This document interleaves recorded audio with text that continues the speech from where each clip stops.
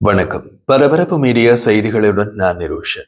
இந்தியாவின் தலைநகரை அதிர வைத்த டெல்லி செங்கோட்டை கார் வெடிப்பு அதனுடன் இணைந்து நடத்த திட்டமிடப்பட்ட மிகப்பெரிய தாக்குதல்களின் ஒரு பகுதி என்று இதற்கு முன் நாம் வெளியிட்ட காணொலியில் தெரிவித்திருந்தோம். இந்த தாக்குதல் திட்டமிடல் மற்றும் முன்னேற்பாடு தொடர்பாக நாம் ஒரு வித்தியாசமான கோணத்தில் புலனாய்வு பயணத்தில் செல்ல போகின்றோம். இது ஒரு சாதாரண கார் விபத்து அல்ல. இது ஒரு பொதுவான திடீர் தாக்குதலும் அல்ல. பல மாதங்கள், பல நகரங்கள், பல முகங்கள், பல திட்டங்கள் இணைந்து உருவான ஒரு சிக்கலான நெட்வொர்க்கின் வெளிப்பாடுதான் டெல்லி கொண்டு வெடிப்பு. இன்றிரவு இந்த வெடிப்பை சுற்றியுள்ள வேறொரு விஷயத்தை பார்க்க போகின்றோம். இந்த மருத்துவர்களால் எப்படி வெடிப்பொருட்களை பெற முடிந்தது? இதில் எமக்கு ராணுவ உளவுத்துறை அதிகாரிகள் கொடுத்த சில தகவல்கள் உள்ளன. இந்தியாவின் உள்ளக உளவுத்துறை ஐபியின் முன்னாள் அதிகாரி ஒருவர் கொடுத்த தகவல்களும் கலந்துள்ளது. இந்த ஆபரேஷனில் தொடர்பு பட்டவர்கள் எப்படி யாருக்கும் சந்தேகமில்லாதவாறு வெடிப்பொருட்களை ஏற்பாடு செய்தார்கள் என்பதை பார்க்க போகின்றோம். நாம் சேகரித்த தகவல்கள் சில பொது வழியில் பகிரப்பட முடியாதவை. அவற்றை தவிர்த்துவிட்டு மீதியில் உள்ள விவரங்களை இந்த காணொளியில் பார்க்கலாம். டெல்லியில் நடந்த வெடிப்பு இந்திய புலனாய்வாளர்களை அதிர செய்த சில வினாடிகளில் நடந்து முடிந்து விட்டது. கடந்த 10ஆம் தேதி செங்கோட்டை அருகே வாகன நெரிசல் அதிகமாக இருந்த நேரம் ஒரு i20 கார் திடீரென்று வெடித்தது. புகை, தீ, சிதறி போன உலோக துண்டுகள். அங்கிருந்தவர்களின் குழப்பம், காவல்துறையினர் ஓடி வருவது. இதை தொலைக்காட்சி திரையில் பார்த்தவர்கள் இது என்ன என்று கேட்கும் முன்பே புலனாய்வு அமைப்புகள் உடனடியாக ஒரு விஷயத்தை உணர்ந்திருந்தன. இது சாதாரண ஒரு வெடிப்பு அல்ல. இது பெரிதாக திட்டமிடப்பட்ட யாரோ ஒருவர் சம்பந்தப்பட்ட செயல். என்ன காரணம்? நன்கு பயிற்சி பெற்ற ஒரு புலனாய்வு அதிகாரி வெடிப்பின் திசை, கார் உடைப்பின் முறை, உலோக துண்டுகள் எவ்வளவு தூரம் பறந்தன என்று பார்த்தவுடன் இந்த வெடிப்பு எப்படி ஏற்பட்டது என்பதை உணர்வார். இதன் பின்னணியில் முன் தயாரிப்பு, பொருட்களின் சேகரித்தல், வெடிப்பொருள் பயிற்சி, வழிகாட்டும் நபர்கள் மற்றும் பல மாதங்களாக அமைத்த திட்டம் இருக்கின்றது. அதனுடையில் இந்தியாவின் நெடுநாள் பிரச்சனையான அர்பன் ஐஇடி த்ரெட், அதாவது நகர்ப்புற ஐஇடி அச்சுறுத்தல் மீண்டும் மேடைக்கு வந்துவிட்டது. பகுதி 2, ஆரம்ப தடயங்கள், வெடிப்பொருளின் வாசம். வெடிப்பு நடந்த சில நிமிடங்களில் புலனாய்வு அதிகாரிகள் அந்த இடத்தில் கிடைத்த சாம்பல், தூள், உலோக துகள்கள் அனைத்தையும் சேகரித்தனர். அதில் இருந்து மிக முக்கியமான தடயம் அமோனியம் நைட்ரேட். இந்த பொருள் விவசாயத்தில் பொதுவாக பயன்படுத்தப்படுவது உண்மை. ஆனால் வெடிப்பொருள் தயாரிப்பில் இதன் பங்கு இந்தியாவின் கடந்த 20 ஆண்டுகளாக பாதுகாப்பு அமைப்புகளை மிகவும் கவலைப்பட வைத்திருக்க செய்த ஒன்று. காரணம், மிகப்பெரிய விவசாய நாடான இந்தியாவில் உரமாக பயன்படுத்தப்படும் இந்த மூலப்பொருளை தடை செய்யவும் முடியாது. அதை அனைவரது கைகளுக்கு சென்றடைவதை தடுக்கவும் முடியாது. அதற்கு மேலாக மற்றொரு தடயம் கிடைத்தது, பொட்டாஷ். இரண்டும் சேர்ந்து இருந்தால் அது ஒரு விஷயத்தை மட்டும் குறிக்கும். யாரோ ஒருவர் மிக தெளிவான ஒரு நோக்கத்துடன் வெடிப்பொருள் கலவை செய்திருக்கிறார். இது ஒன் டே பிளான் அல்ல. இது திட்டமிடப்பட்ட, படிப்படியாக செயற்படுத்தப்பட்ட ஒரு பிரச்சனை. அதுவே விசாரணையை 3 பகுதிகளுக்கு வழிநடத்தியது. யார் வாங்கினார், எங்கே வாங்கினார், எப்படி எடுத்து சென்றனர். இந்த விசாரணைகள் புலனாய்வாளர்களை ஒரு கிராமத்திற்கு கொண்டு சென்றது. அதுதான் பினாங்வான் என்ற அமைதியான கிராமத்தில் ஆரம்பமான சந்தேகத்தின் கதை. நோக் மாவட்டத்தில் உள்ள பினாங்வான் ஒரு சாதாரண கிராமம். விவசாய நிலங்கள், 2-3 கடைகள், ஒரு டீ கடை, சிறிய வீடுகள், வசிப்பவர்கள் பெரும்பாலும் விவசாயிகள். அந்த கடைகளில் ஒன்று உரம் விற்கும் கடை. உரிமையாளர் தினேஷ் டப்பு அகர்வால். அவரிடம்தான் 300 கிலோ யூரியா மற்றும் பிற பொருட்கள் வாங்கப்பட்டன என்பதை புலனாய்வாளர்கள் கண்டுபிடித்தனர். வாங்கியது யார்?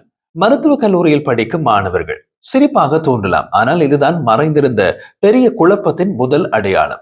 மருத்துவக் கல்லூரியில் படிக்கும் மாணவர்களுக்கு இவ்வளவு அளவிலான உரம் எதற்காக? இது ஆச்சரியத்தை ஏற்படுத்த வேண்டிய விஷயம். ஆனால் முதலில் பெரிய சந்தேகம் எதையும் யாருக்கும் ஏற்படுத்தவில்லை. கடை உரிமையாளர் தினேஷ் அகர்வால் கூறிய போது இவர்கள் பல மாதங்களுக்கு முன்பே வந்தவர்கள். மருத்துவ மாணவர்கள் சாதாரணமாக பேசி வாங்கி சென்றனர். எந்த சந்தேகமும் வரவில்லை. அது இயல்புதான். வெற்றவர் யார் வருகிறார்கள் என்பதை நினைத்து ஒவ்வொரு முறையும் ஆய்வு செய்ய மாட்டார். ஆனால் புலனாய்வு அதிகாரிகளின் பார்வையில் இதுவே அந்த திட்டத்தின் நடைமுறைப்படுத்தல் உருவாக்க தொடங்கிய இடம். வாங்கப்பட்ட உரம் போய் சேர்ந்த இடம் இந்த முழு திட்டத்தின் நரம்பு, அல்பலா தனியார் பல்கலைக்கழகம். இதுதான் பல தடயங்கள் கூடிக்கொண்ட இடம். வெடிபொருள் கலக்கப்பட்டிருக்க வாய்ப்பு. முன்கூட்டியே பொருட்கள் சேமிக்கப்பட்டிருக்கலாம். ஹாஸ்டலில் பொருட்களின் நகர்வு குறித்து யாரும் கண்காணிக்க மாட்டார்கள். லேப்களில் இருந்து சில பொருட்களை எடுத்தாலும் யாரும் கவனிக்க மாட்டார்கள். இது ஒரு பாதுகாப்பற்ற இடம் அல்ல, ஆனால் அது மிக சுலபமாக எதையும் மறைக்கக்கூடிய இடம்.